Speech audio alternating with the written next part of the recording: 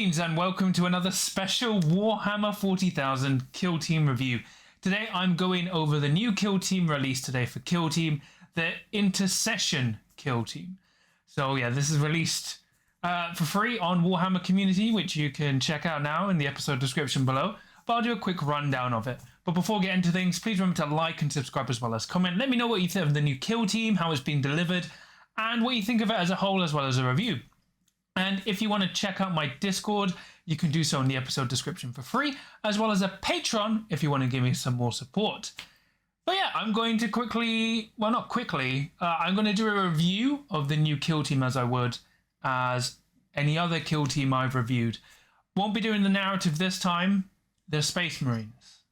But I'll be going through each by, analysing it all and showing it off for you all, breaking it down in my own way and my own competitive takes. Obviously, I haven't had time to play with these, but there's always already some clearly strong stuff.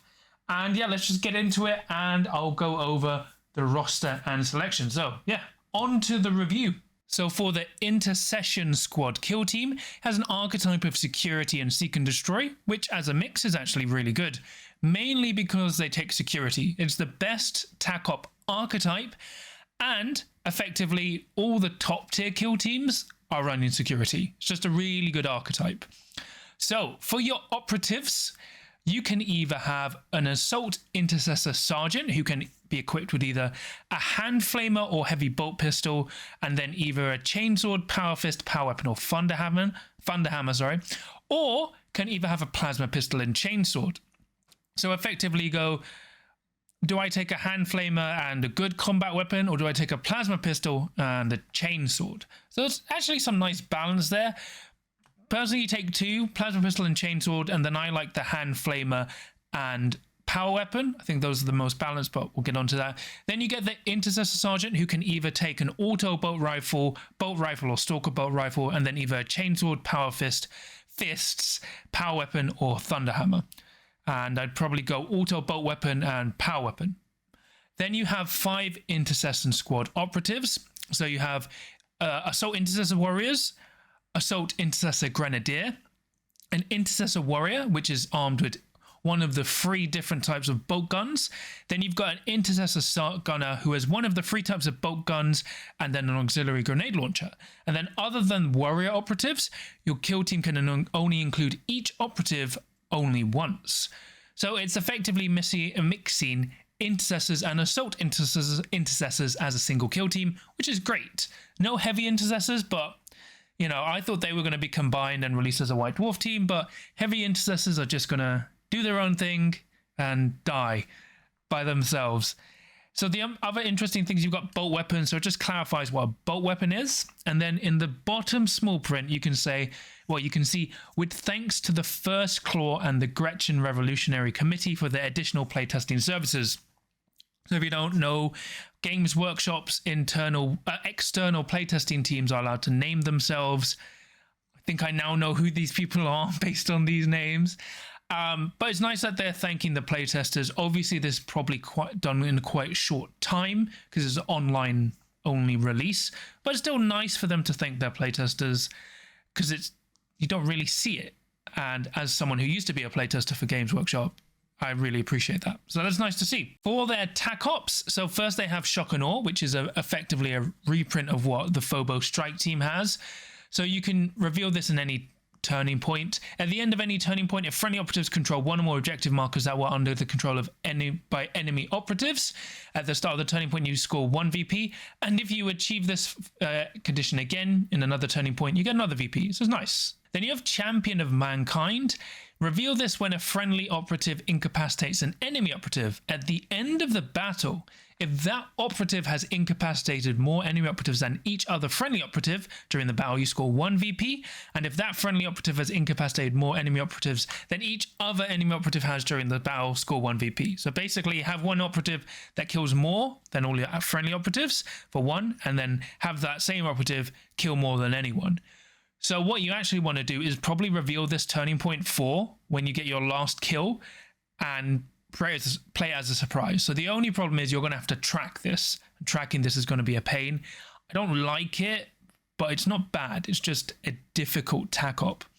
Then you have Indomitable Superiority. Reveal this Tac Op at the end of the battle. If enemy operatives do not control any objective markers but you do, you score 1 victory point. If there are less enemy operatives in the kill zone than there are friendly operatives, in the kill zone you score 1 VP. So basically your opponent can't be holding in objectives and you need to outnumber them to max out, and it's an end of game of Tac Op. So it's actually quite hard. If you're planning to wipe out your opponent against an elite team or someone who mirrors you or is close to your faction kill team in size, then it's not bad. Otherwise, probably wouldn't take them. Faction Tac Op 1 is okay. The other two are just really difficult in my opinion. Next, we have abilities. So for your chapter tactics, when you create a roster for this kill team, you select 2 abilities from the list below.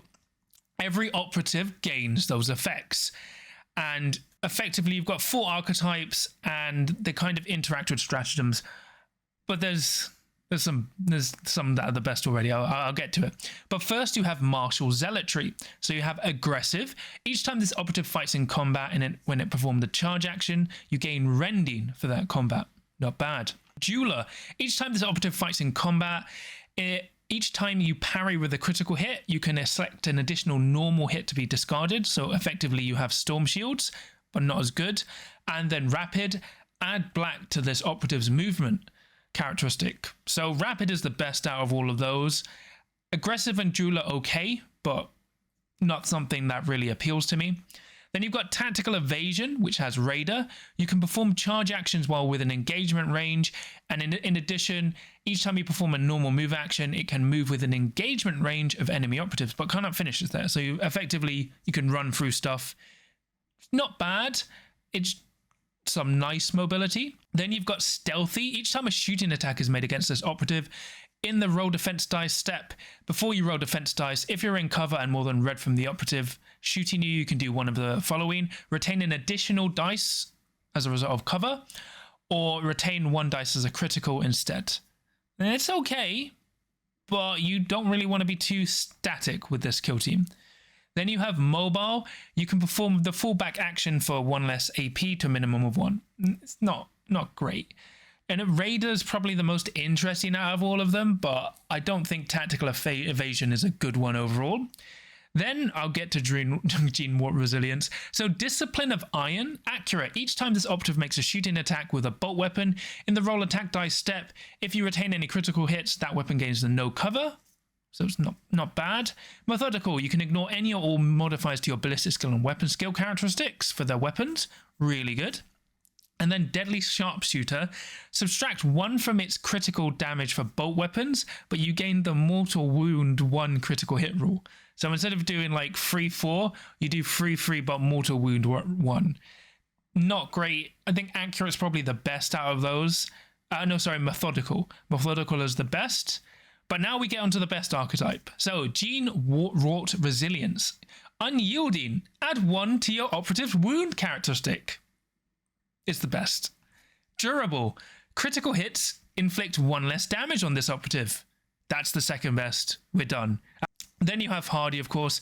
Each time a shooting attack is made against this operative, in the roll defense dice step of that shooting attack, retain defense dice results of 5+ are critical hits, critical saves. So you basically have lethal 5-up saves.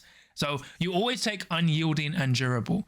Some people may go, oh, you maybe want unyielding and rapid, or like, methodical and unyielding. No.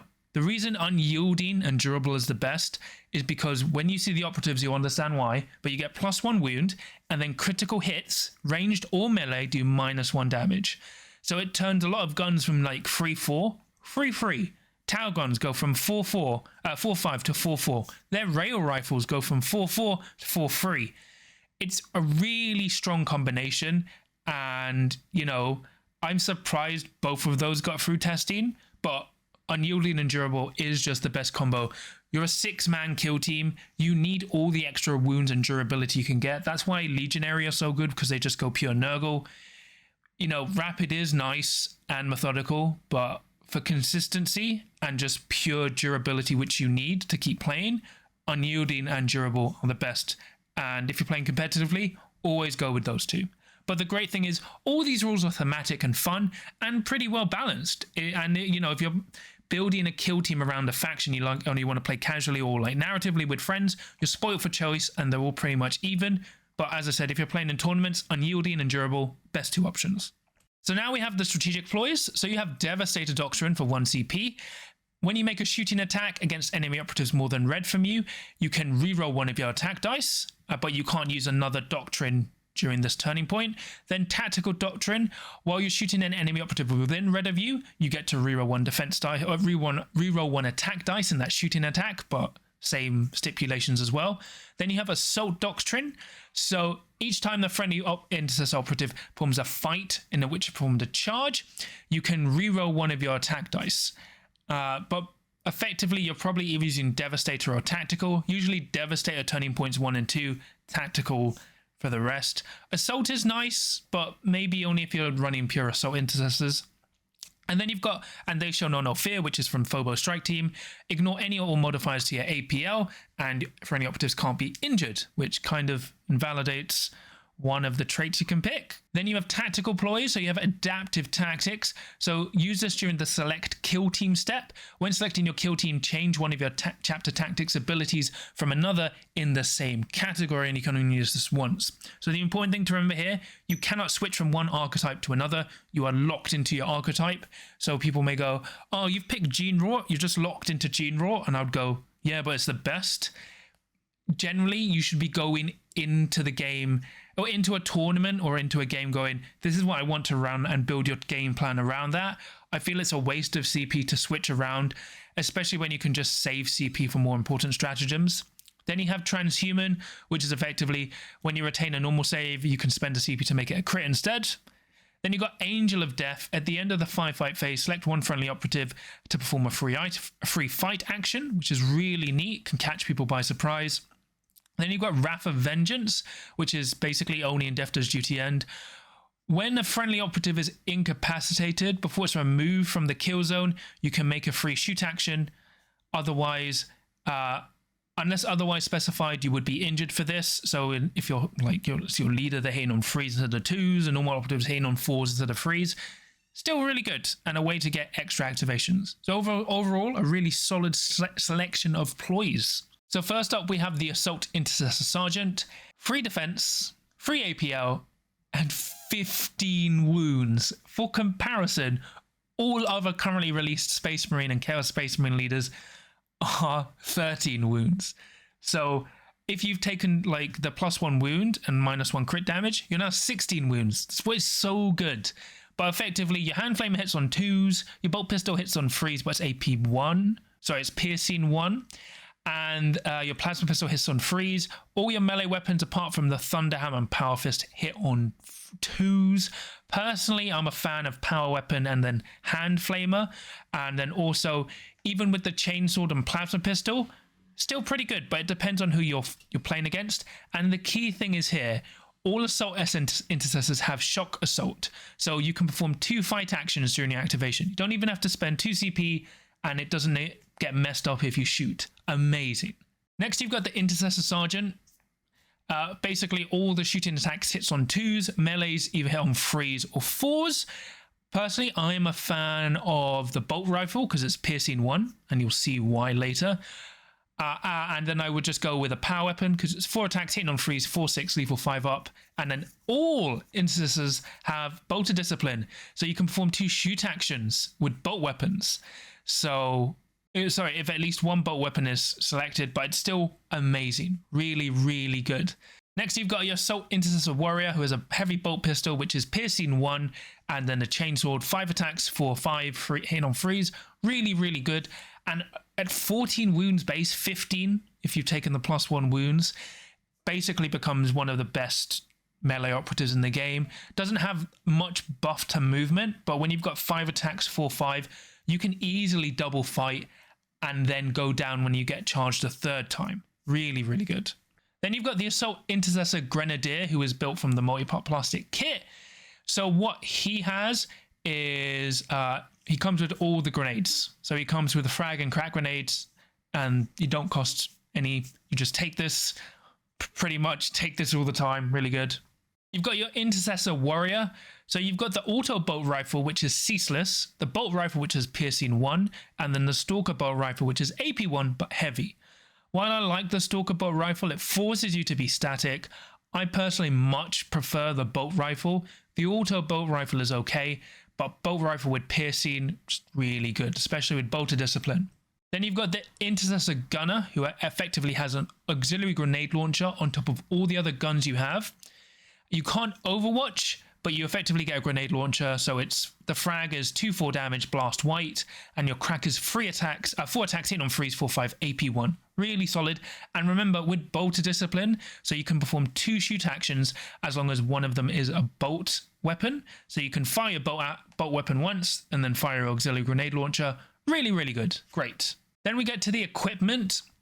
So you have the Vengeance class scope for free EP. Select a bolt rifle or stalker bolt rifle, so not the ceaseless option. It gets a lethal 5-up, which is really good. Then you have Reclusium Blessed Bolts, which is you can only take once for free EP. Select a bolt weapon that this operative is equipped with. Add 1 to both damage characteristics. So you go to 4-5 damage on your bolt gun. Combine with the Venger class scope on a normal bolt rifle. Your lethal 5-up, 4-5 damage with piercing. Really strong combination. 6 equipment points. You're generally going to put this on your Assault Intercessor Sergeant or a normal Intercessor. Still really good. Then you got the Tilting Shield, which is free EP. Effectively, you only count rolls as 6 for crits, so you ignore lethal rolls or rending. Really interesting. I probably would have preferred if it was 2 equipment points. At 3, you're probably not going to take this. Then you got the Purity Seal, which is unchanged. Lets you use the command reroll for free without spending a command point once. So then you've got the Auspex, which you can only take once for 2 EP.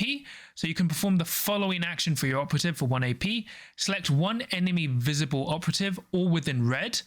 Until the end of the turning point, that operative is not obscured, and they cannot retain dice when shot at if they're in cover. You cannot perform this while engagement range. It's nice, not bad. I don't know if I'd take it to be very opponent-based. Then you have the Combat Blade for 1 EP. 4 attacks, hitting on freeze, 3-5. Not bad. Not as good as the Chaos one, which is 5 attacks, but still really good. Then you've got Frag Grenades and Cracks, which are unchanged. Generally, I'd probably take the Grenadier to get the free grenades, and then I'd go Vengeance class scope twice, 1 Reclusium Blessed Bolts, and then 1 Combat Blade.